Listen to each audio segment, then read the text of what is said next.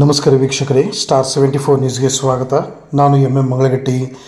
ಧಾರವಾಡ ನಗರದಲ್ಲಿ ಸಾಧಕರಿಗೆ ಸನ್ಮಾನ ಸಮಾರಂಭ. ಸ್ವಾಮಿ ವಿವೇಕಾನಂದ ರಕ್ತದಾನ foundation, Suvarna group of companies ಸಹಯೋಗದೊಂದಿಗೆ ದಿವ್ಯತ್ರಯರ ಹೆಸರಿನಲ್ಲಿ 90ಕ್ಕಿಂತ ಅಧಿಕ ಅಂಕ ಪಡೆದ SSLC ಹಾಗೂ PUC ವಿದ್ಯಾರ್ಥಿಗಳಿಗೆ ವಿವೇಕ ಪ್ರತಿಭಾ ಪುರಸ್ಕಾರ ಸಮಾರಂಭವನ್ನು ಸಂಸ್ಥೆಯ ಸಂಸ್ಥಾಪಕರಾದ ರಕ್ತ ಸೈನಿಕ ಶ್ರೀ ಶಿವಕುಮಾರ್ ರಟ್ಟಿಹಳ್ಳಿ ನೇತೃತ್ವದಲ್ಲಿ ದಿನಾಂಕ 27/5/2026 ಕರ್ನಾಟಕ ಕುಲಪುರೋಹಿತ್ ಆಲೂರು ವೆಂಕಟರಾವ್ ಸಾಂಸ್ಕೃತಿಕ ಸಭಾಭವನದಲ್ಲಿ ಭಾರೀ ಅದ್ದೂರಿಯಾಗಿ ನೆರವೇರಿತು. ಪರಮಪೂಜ್ಯ ಶ್ರೀ ಬುದ್ಧಿ ಯೋಗಾನಂದ ಸ್ವಾಮೀಜಿ ರಾಮಕೃಷ್ಣ ವಿವೇಕಾನಂದ ಆಶ್ರಮ ಧಾರವಾಡ ಇವರು ಕಾರ್ಯಕ್ರಮದ ದಿವ್ಯ ಸಾನ್ನಿಧ್ಯವನ್ನು ವಹಿಸಿಕೊಂಡಿದ್ದರು.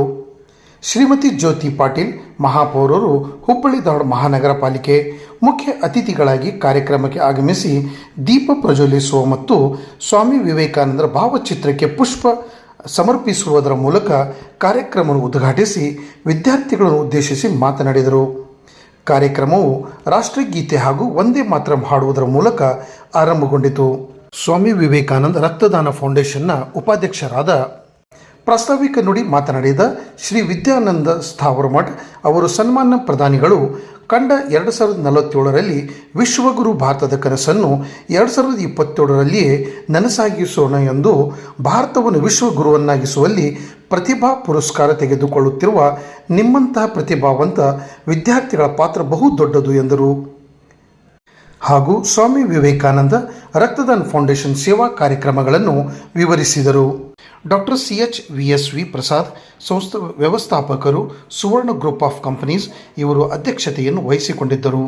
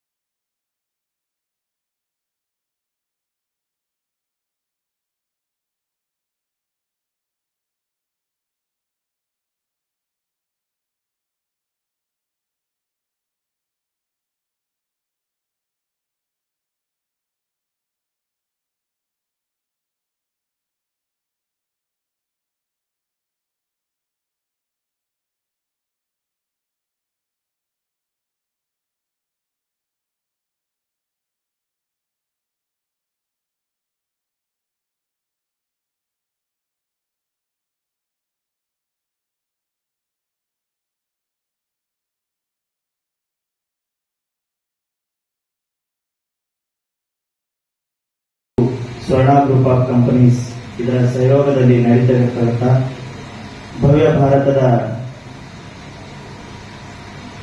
ಭಾರತದ ಕನಸನ್ನ ಇವತ್ತು ವಿಶ್ವಗುರುವನ್ನಾಗಿ ಮಾಡಲು ಹೊರಟಿರುವಂತಹ ಎಲ್ಲ ಯುವ ಮನಸ್ಸುಗಳಿಗೆ ಒಂದು ಪ್ರತಿಭಾ ಪುರಸ್ಕಾರ ಕಾರ್ಯಕ್ರಮದ ವೇದಿಕೆಯ ಮೇಲೆ ಇರತಕ್ಕಂಥ ಪರಮಪೂಜ್ಯ ಗುರುಗಳ ಪಾದಾರವಿಂದಗಳಿಗೆ ನನ್ನ ನಮಸ್ಕಾರಗಳನ್ನು ಸಲ್ಲಿಸ್ತಾ, ವೇದಿಕೆ ಮೇಲೆ ಇರುವಂತಹ ನಮ್ಮ ಮಾರ್ಗದರ್ಶಕರು ಆಗಿರುವಂತ ವ್ಯವಸ್ಥಾಪಕರು ಸ್ವರ್ಣ group of companies doctor CH ಕೇಳಿದಾಗ ಸ್ವಾಮೀಜಿ ನಿಮ್ ಗುರಿ ಏನ್ರಿ ಅಂತ ಹೇಳಿ, ಆಗ ಸ್ವಾಮೀಜಿ ಬದಲಿ ನಮ್ಗೆ ಯಾರಿಗೋ ಇಲ್ಲಿ ಇದ್ದವ್ರಿಗೆ ಯಾರಿಗಾದ್ರೂ ಕೇಳಿದ್ರೆ ನಮ್ ಗುರಿ ಏನಂತ ಹೇಳ್ತೀವಿ, ನಾವು ಲೈಫ್ ಸೆಟ್ಲ್ ಆಗ್ಬೇಕ್ರಿ, ನಾವು ಇಂಜಿನಿಯರಿಂಗ್ ಮಾಡಬೇಕು, ಮೆಡಿಕಲ್ ಮಾಡಬೇಕು, IAS ಆಗ್ಬೇಕು, IPS ಆಗ್ಬೇಕು ಅಂತ. ಆದ್ರೆ ಸ್ವಾಮೀಜಿ ಉತ್ತರ ಆಗಿರ್ಲಿಲ್ಲ. ಸ್ವಾಮೀಜಿ ಉತ್ತರ ಹೇಗಿತ್ತಂದ್ರೆ, ಅವ್ರು ಸ್ವಾಮೀಜಿ ಒಂದೇ ಒಂದು ಉತ್ತರ ಕೊಟ್ಟರು. ಸ್ವಾಮೀಜಿ ಏನಂದ್ರೆ, ಇಡೀ ದೇಶ ಹಾಗೂ ನನ್ನ ಭಾರತ ದೇಶ ಹಾಗೂ ನನ್ನ ಧರ್ಮ ಜಗತ್ತಿನಲ್ಲಿ ಎಲ್ಲೇ ಹೋದ್ರೂ ಕೂಡ ಯಾವುದೇ ದೇಶ ಯಾವುದೇ ಧರ್ಮಕ್ಕಿಂತ ಕೀಳಾಗಿ ಇರ್ಲಾರ್ದಂತ ಪರಿಸ್ಥಿತಿಯನ್ನ ನಾನು ನೋಡ್ಕೊಂತೀನಿ ಅಂತ ಹೇಳಿ ಸ್ವಾಮೀಜಿ ಹೇಳಿದ್ರೆ, ಅದು ಸ್ವಾಮೀಜಿಗಳ ಗುರಿಯಾಗಿತ್ತು. ವಿದ್ಯಾರ್ಥಿಗಳಲ್ಲಿ ಆಗಮಿಸಿದ್ದೀರಿ.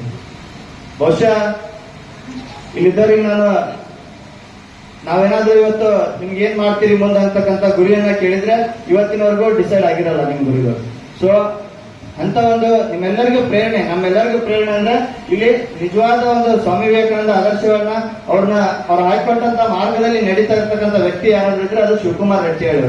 ಯಾಕಂದ್ರೆ ಇವತ್ತು ಎಲ್ಲಾ ಇದ್ರು ನಾವು ಏನೋ ಮಾಡ್ಲಿಕ್ಕೆ ಕೆಲವೊಬ್ರು ಮಾಡೋನ್ ಬಿಡು ಹೋಗೋನ್ ಬಿಡು ಅಂತ ಸುಮ್ನೆ ಕೆಲವೊಂದು ಕಾರ್ಯಕ್ರಮಕ್ಕೆ ಹೋಗ್ಲಿಕ್ಕೂ ಸ್ವಲ್ಪ ಆಲಸ್ತನ ತೋರ್ತಾ ಇರ್ತಾರೆ. ಆದ್ರೆ ಇಷ್ಟೆಲ್ಲಾ ಕಾರ್ಯಕ್ರಮಗಳ ನಡಿಬೇಕಂದ್ರೆ, ಇಷ್ಟೆಲ್ಲಾ ಒಂದು ವಿದ್ಯಾರ್ಥಿಗಳಿಗೆ ಪ್ರತಿಭಾ ಪುರಸ್ಕಾರವನ್ನ ಕೊಡ್ಬೇಕಂತ ಹೇಳಿ ಅವ್ರ ತೆರೆಯಲ್ಲಿ ಬಂದು ಇಷ್ಟೆಲ್ಲ ಕಾರ್ಯಕ್ಕೆ ತಾವೇ ಮೊದಲು ಬಂದು ಇಲ್ಲಿ ಕುತ್ಕೊಂಡು ಮಾಡ್ತಿದ್ದಾರ. ಸೊ ಅಂತ ವ್ಯಕ್ತಿಯನ್ನು ನೋಡಿದ್ರೆ ನಾವೆಲ್ಲ ಇದ್ರು ಕೆಲವೊಂದು ಕೆಲಸಗಳನ್ನ ಮಾಡ್ಲಿಕ್ಕೆ ಆಲಸ್ಯನ ತೋರ್ತೀವಿ. ಸೊ ಅದೇ ರೀತಿ ಇವತ್ತಿನ ಹನುಮಂತ ಡಬ್ಬಳ್ ಸರ್ ಅವರೇ, ಅದೇ ರೀತಿ ಏನು ಅಂಗವಿಕಲತೆಯನ್ನ ಮೆಟ್ಟಿ ನಿಂತು ತಮ್ಮ ಒಂದು ಸ್ವಂತ ವಿದ್ಯಾಭ್ಯಾಸವನ್ನ ಮಾಡ್ಕೋತ ಸಮಾಜಕ್ಕೆ ನನ್ನಿಂದ ಏನಾದ್ರೂ ಒಂದು ಕೊಡುಗೆಯನ್ನ ಕೊಡ್ಬೇಕಂತ ಹೇಳಿ ವಿಚಾರವನ್ನ ಮಾಡಿ ಒಂದು ರಕ್ತ ಸೈನಿಕ ಎಂಬ ಬಿರುದಿನೊಂದಿಗೆ ಸ್ವಾಮಿ ವಿವೇಕಾನಂದ ರಕ್ತದಾನ ಫೌಂಡೇಶನ್ನ ಸಂಸ್ಥಾಪಕರು. ಆ ರಕ್ತದಾನ ಫೌಂಡೇಶನ್ನ ಸಂಸ್ಥಾಪಕರಾಗಿ ಆ ಒಂದು ಫೌಂಡೇಶನ್ಗೆ ಸರಿಯಾದ ಹೆಸರನ್ನ ತಂದುಕೊಟ್ಟು ಆ ಸಂಸ್ಥೆಗೆ ಗೌರವವನ್ನು ತಂದುಕೊಟ್ಟಂತ ಶ್ರೀ ಶಿವಕುಮಾರ್ ರಟ್ಟಿಹಳ್ಳಿ ಅವರೇ, ಅದೇ ರೀತಿ ಡಾಕ್ಟರ್ ಆದರ್ಶ್ ಎಸ್ ಬಹಳ ನಮ್ಗೆ ಆತ್ಮೀಯರು, ನನ್ನ ಒಂದು ತಮ್ಮನ ಸಮಾನ, ಬಹಳ ಯಾವಾಗಲೂ ನಗುಮುಖದಿಂದ ಏನೋ ಒಂದು ರೋಮಾಂಚನ.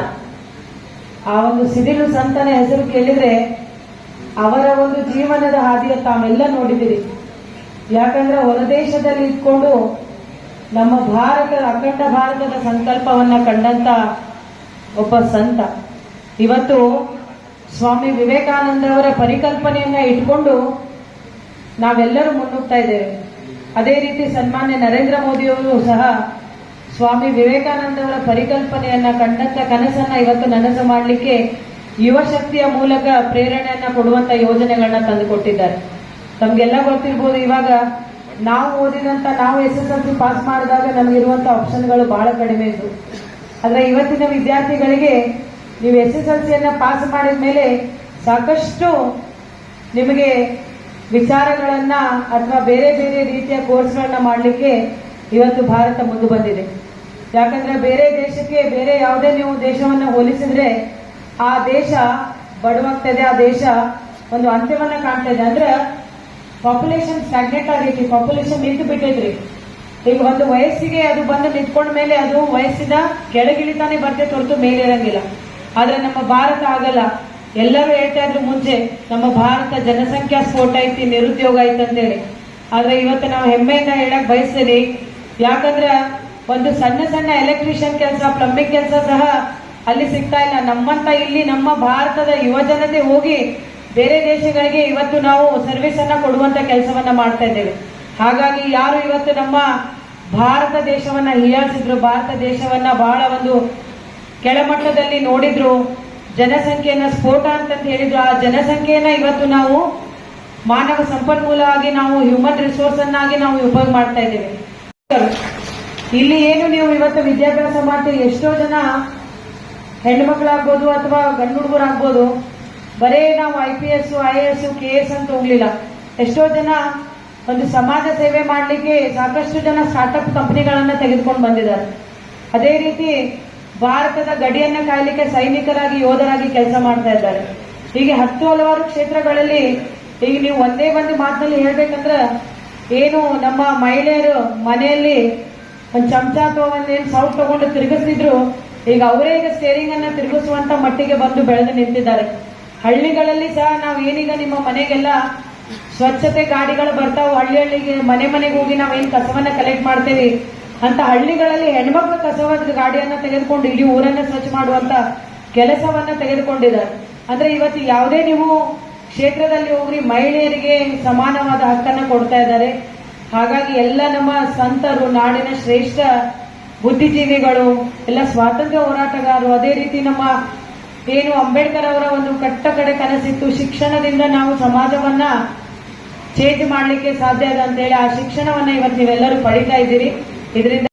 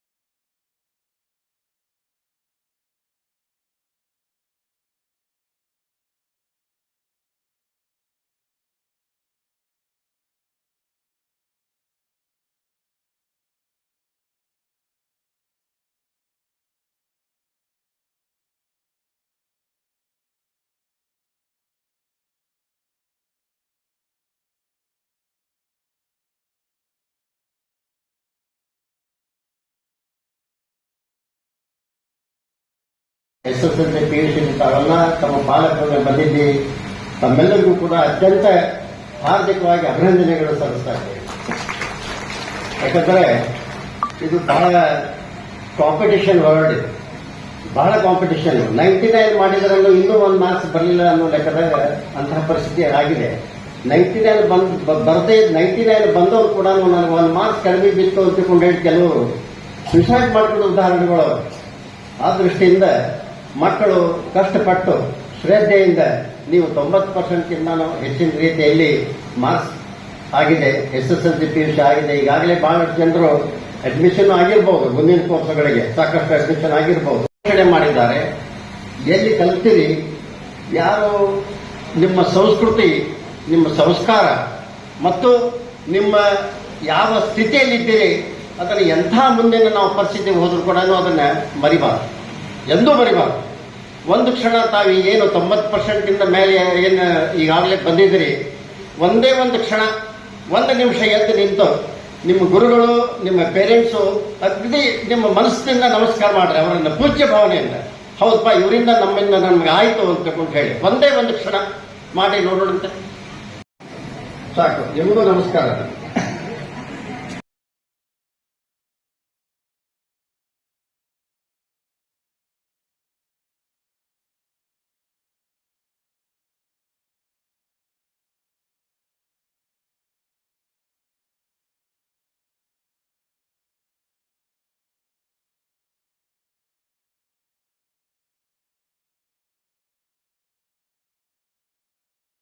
ಮೂರು ಮಂದಿ ಮಾತಾಡಲಿಕ್ಕೆ ಉಳಿಲೇ ಇಲ್ಲ. ಯಾಕಂದ್ರೆ ಮಾತಾಡಬೇಕಾಗಿರುವಂತ ಸಬ್ಜೆಕ್ಟ್ ಆಲ್ರೆಡಿ 3 ಮಂದಿ ಮಾತಾಡಿದ್ದಾರೆ. ಇಂಥ ಒಂದು ಪರಿಸ್ಥಿತಿಯಲ್ಲಿ ಮಾತಾಡೋದು ಒಂದು ಕಷ್ಟ. ಇನ್ನೊಂದು ಏನಪ್ಪ, ನಾವು ನಮಗೆ ಪ್ರತಿಭಾ ಪುರಸ್ಕಾರ ಕೊಡ್ತೀವಿ ಅಂತ ಕರೆದ್ರು ಇವರು ಭಾಷಣ ಮಾಡ್ಕೊತಾ ಕೊಂತಾರೆ. ನಮಗೆ ಪ್ರತಿಭಾ ಪುರಸ್ಕಾರ ಯಾವಾಗ ಕೊಡ್ತಾರಂತ ಬಹಳ ಅಸಹನದಿಂದ ಗೊತ್ತಿರುವಂತ ನಿಮ್ಮೆಲ್ಲರ ಒಂದು ಬಾರಿ ನೋಡಿದ್ರೆ ಮಾತಾಡೋದು ಬೇಡ ಅಂತ ಅನಿಸ್ತಾ ಇದೆ. ಮಾತಾಡಲಿ ಬೇಡ. ಜ್ಯೋತಿ ಪಾಟೀಲ್ ಮೇಡಮ್ ಅವರು ಹೇಳಿದರೆ, ಒಂದಾನ ಒಂದು ಕಾಲದಲ್ಲಿ 12ನೇ ಶತಮಾನದಲ್ಲಿ ಇಡೀ ಪ್ರಪಂಚಕ್ಕೆ ವಿಶ್ವಗುರು ಆಗಿತ್ತು. ಕಾಲಾಂತರದಲ್ಲಿ ನಮ್ಮನ್ನು ನಾವೇ ಹಾಳು ಮಾಡಿಕೊಂಡಿದ್ದೇವೆ.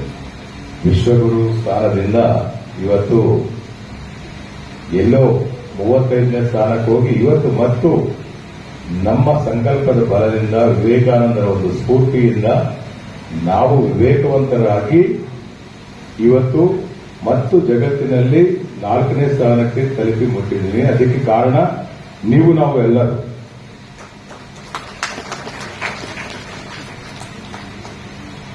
ಇದೇ ಸ್ಫೂರ್ತಿ ನಾವು, ವಿವೇಕಾನಂದ ಸ್ಫೂರ್ತಿ ನಾವು ಮನಸ್ಸಲ್ಲಿ ಇಟ್ಟುಕೊಂಡು ದೇಶಭಕ್ತಿಯಿಂದ ಅಕಸ್ಮಾತ್ ನಾವು ದೇಶದ ಸಲುವಾಗಿ ಕೆಲಸ ಮಾಡಿದರೆ, ಪ್ರತಿಜ್ಞೆ ಮಾಡಿದರೆ ನಮ್ಮ ಭಾರತ ಮತ್ತು ವಿಶ್ವಗುರು ಆಗುವುದರಲ್ಲಿ ಯಾವುದೇ ಸಂಶಯ ಇಲ್ಲ. ಅತಿ ಶೀಘ್ರದಲ್ಲೇ ಆಗಬೇಕು ಅಂದರೆ ನಿಮ್ಮಂತ ಪ್ರತಿಭಾ ಈ ದೇಶಕ್ಕೆ ಬೇಕು. ನಿಮ್ಮಂತ ಪ್ರತಿಭಾನ್ವಿತಗಳು ಈ ದೇಶಕ್ಕೆ ಬೇಕು. ನಿಮ್ಮಂತ ಪ್ರತಿಭಾನ್ವಿತರಿಗೆ ಪ್ರೋತ್ಸಾಹ ಮಾಡಲಿಕ್ಕಂತ ಇವತ್ತು ಈ ವಿವೇಕಾನಂದ ರಕ್ತದಾನ ಫೌಂಡೇಶನ್ ಅವರಿಗೆ ಒಂದು ಕಾರ್ಯಕ್ರಮ ಹಮ್ಮಿಕೊಂಡಿದ್ದಾರೆ ಹೊರತು ನಮ್ಮ ವಿದ್ಯಾನಂದ ಹೇಳಿದ್ದಾಗೆ ಯಾವುದೋ ಹಣ ಗಳಿಸಲಿಕ್ಕೆ ಅಥವಾ ಏನೋ ಒಂದು ಇದರಿಂದ ಲಾಭ ಪಡೆಯಲಿಕ್ಕಂತ ಮಾಡ್ತಾ ಇರುವಂತ ಕೆಲಸ ಅಲ್ಲ. ಇದು ಒಂದು ಸದುದ್ದೇಶದಿಂದ ನಿಮ್ಮಲ್ಲಿ ಇರುವಂತಹ ಪ್ರತಿಭಾ ಇನ್ನೂ ಇಮ್ಮಡಿಸುವಂತ ಒಂದು ಕೆಲಸ ಆಗಲಿ.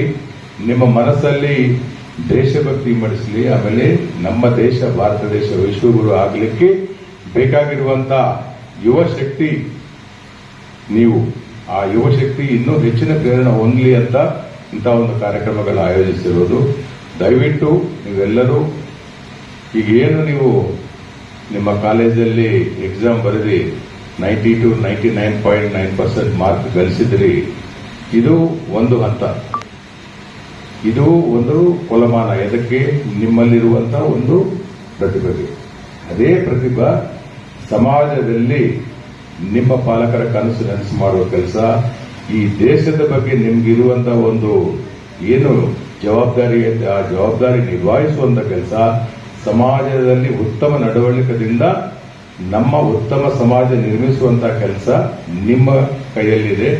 ಅದರಲ್ಲಿ ನೀವು 99% ಮಾರ್ಕ್ಸ್ ಗಳಿಸಿದರೆ ನಿಜವಾಗ್ಲೂ ನಿಮ್ಮ ಜೀವನ ಧನ್ಯ.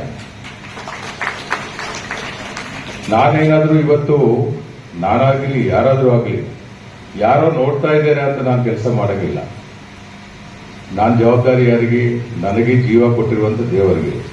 ನಾವು ಜವಾಬ್ದಾರಿ ಆಗಿರಬೇಕು ದೇವರಿಗೆ. ದೇವರು ನೋಡ್ತಾ ಇರ್ತಾರೆ. ಅಕಸ್ಮಾತ್ ನಿಮ್ಮ ತಂದೆ ತಾಯಿ ನೋಡಿಲ್ಲ ಅಥವಾ ನಾವು ನೋಡಿಲ್ಲ, ಯಾರು ನೋಡಿಲ್ಲ ಅಂತ ನೀವು ಚಲೋ ಕೆಲಸ ಮಾಡೋದು ಬಿಡ್ಬೇಡ. ನೀವೇನ್ ಚಲೋ ಕೆಲಸ ಮಾಡ್ತೀರಿ ಯಾವಾಗಾದ್ರೂ ಮಾಡ್ರಿ, ದೇವರು ನೋಡ್ತಾ ಇರ್ತಾರೆ. ಅದಕ್ಕೆ ತಕ್ಕ ಪ್ರತಿಫಲ ದೇವರು ಕೊಟ್ಟೇ ಕೊಡ್ತಾರೆ. ಅದನ್ನು ಮನಸ್ಸಲ್ಲಿ ಇಟ್ಕೊಂಡು ಮಾಡಿದ್ರೆ ನಿಮ್ಮ ಯೋಚನೆಯಲ್ಲಿ ಯಾವಾಗೂ ಕೆಟ್ಟು ಆಲೋಚನೆ ಬರಂಗಿಲ್ಲ, ಎಲ್ಲ ಚಲೋ ಆಲೋಚನೆ ಬರ್ತಾವು. ಈ ಸಮಾಜಕ್ಕೆ ನಾವೇನಾದರೂ ಮಾಡಿಕೊಡ್ಬೇಕು ಅನ್ನುವಂತ ಒಂದು ಸದುದ್ದೇಶ ನಿಮ್ಮ ಮನಸ್ಸಲ್ಲಿ ಹುಟ್ಟುತ್ತದೆ. ದಯವಿಟ್ಟು ಈ ನಿಟ್ಟಿನಲ್ಲಿ ನೀವು ಯೋಚನೆ ಮಾಡ್ರಿ.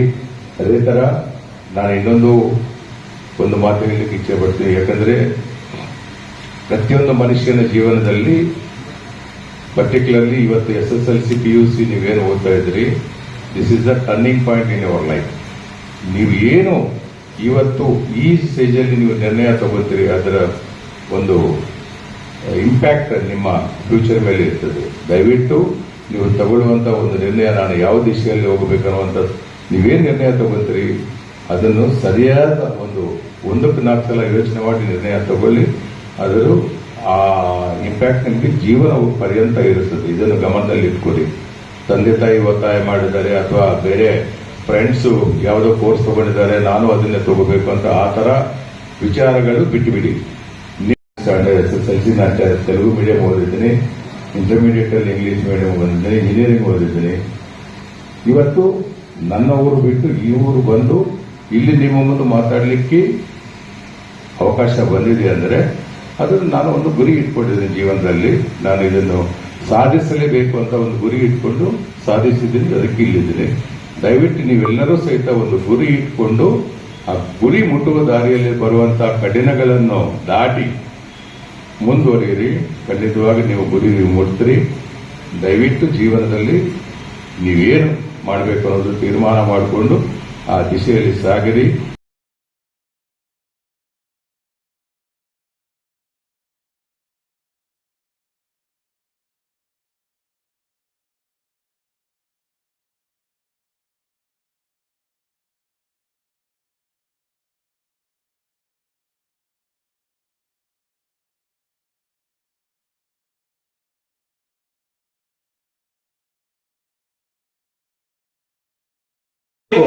ಆದ್ರೆ ದೊಡ್ಡ ಸ್ಥಾನಕ್ಕೆ ಹೋದ್ಮೇಲೆ ಬಾಗೋದನ್ನ ಮರಿಬಾರ್ದು.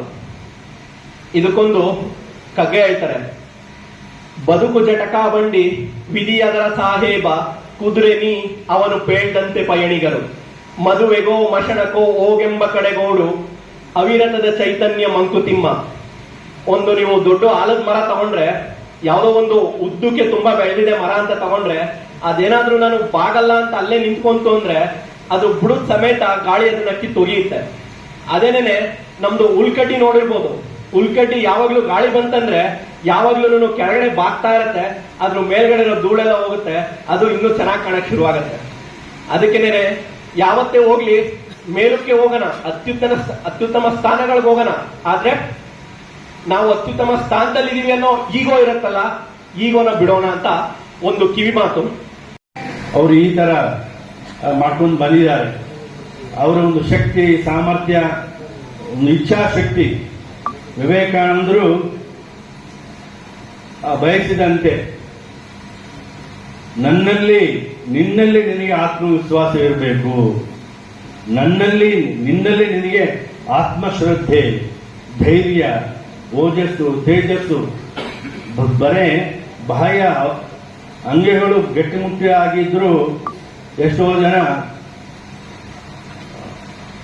ಒಂದು ಕೋಣಂತರ ಇದ್ದಿರ್ತಾರೆ, ಗಟ್ಟಿ ಬಲಶಾಲಿ ಎಲ್ಲ ಆಗಿರುತ್ತೆ, ಅದ್ರ ಪ್ರಯೋಜನಕ್ಕಿರಲ್ಲ. ಆದರೆ ಇವರು ನೋಡಿ, ಮಾನಸಿಕವಾಗಿ, ದೈಹಿಕವಾಗಿ ಮತ್ತು ಚಾರಿತ್ರಿಕವಾಗಿ ಒಂದು ಸದೃಢ ಒಂದು ಸ್ಥೈರ್ಯ, ನಾನು ಇಂಥ ಕೆಲಸ ಮಾಡಬೇಕು, ಒಂದು ಸಮಾಜಕ್ಕೆ ಶ್ರೇಷ್ಠವಾದಂಥ ನನ್ನಿಂದ ಒಂದು ಕೊಡುಗೆ ಆಗಲಿ ಅಂತ ಹೇಳಿ ಅವರು ಇಚ್ಛಾಶಕ್ತಿಯಿಂದ ಎಲ್ಲ ಕೆಲಸ ಕಾರ್ಯಗಳನ್ನ ಅವರು ಮಾಡ್ತಾ ಇದ್ದಾರೆ.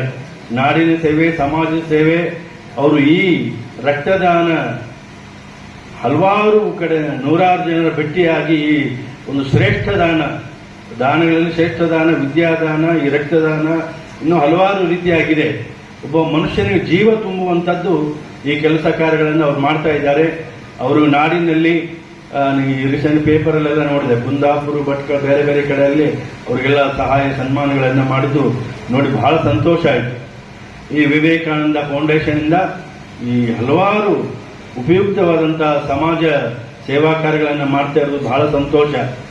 ಸ್ವಾಮಿ ವಿವೇಕಾನಂದ ಹೇಳ್ತಾ ಇದ್ರು, ಮೈಸೂರು ಮಹಾರಾಜರಿಗೆ ಆಗಿನ ಕಾಲದಲ್ಲಿ ಮೈಸೂರು ರಾಜರಿಗೆ ಹೋಗಿ ಹೇಳಿ ನಮ್ಮ ಭಾರತವನ್ನ ಯಾವ ರೀತಿಯಾಗಿ ಮೇಲೆತ್ತಬೇಕು ಅಂತ ಹಲವಾರು ವಿಚಾರಗಳನ್ನ ಅವರು ಶೈಕ್ಷಣಿಕವಾಗಿ ನಮ್ಮ ಭಾರತ ದೇಶ ಆರ್ಥಿಕವಾಗಿ ಮೇಲೇಳಬೇಕು, ಕೈಗಾರಿಕಾ ಉದ್ಯಮಿ ಮತ್ತು ಟಾಟಾ ಇನ್ಸ್ಟಿಟ್ಯೂಟ್ ಆಫ್ ಸೈನ್ಸ್ ಇದೆಲ್ಲ ಬೆಂಗಳೂರಲ್ಲಿ, ಅದಕ್ಕೆಲ್ಲ ಒಂದು ಮಾರ್ಗದರ್ಶನ ಮಾಡಿದಂಥವರೇ ಸ್ವಾಮಿ ವಿವೇಕಾನಂದರು. ಹೀಗಾಗಿ ಮೈಸೂರು ಮಹಾರಾಜರಿಗೆ ಆಗಿನ ಕಾಲದಲ್ಲಿ ಜಯಚಾಮರಾಜ ಒಡೆಯವರು ಹೇಳ್ತಾರೆ, ಯಾರು ಇತರರಿಗಾಗಿ ಬದುಕುತ್ತಾರೋ, ಯಾರು ಇತರರಿಗಾಗಿ ತಮ್ಮ ಜೀವನವನ್ನು ಅರ್ಪಿಸುತ್ತಾರೆ ಅವರದೇ ನಿಜವಾದ ಜೀವನ.